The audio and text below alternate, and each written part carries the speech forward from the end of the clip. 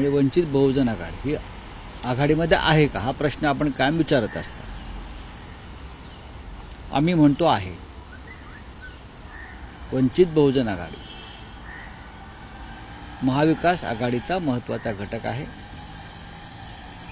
त्यांच्याशी आमची चर्चा अनेकदा झाली.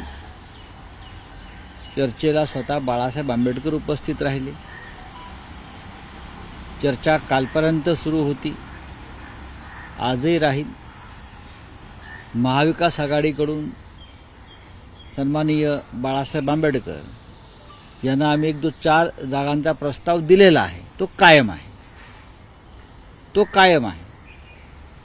आता त्या संदर्भात अजून काही चर्चा सुरू आहेत आणि त्या संपलेल्या नाहीत. आणि आम्हाला खात्री आहे की या देशात आणि महाराष्ट्रात जे ईदी अमीनचं राज्य सुरू आहे, हुकुमशाही वेगळ्या पद्धतीनं ईदी अमीनचं राज्य सुरू आहे, संविधानच गिळतायत. म्हणजे नरसंहार होतो. ईदी अमीन हा नरभक्षक होता. हे संविधान भक्षक लोक या देशावर राज्य करतात. डॉक्टर आंबेडकरांचं संविधान गिळण्याचा प्रयत्न होतो आहे.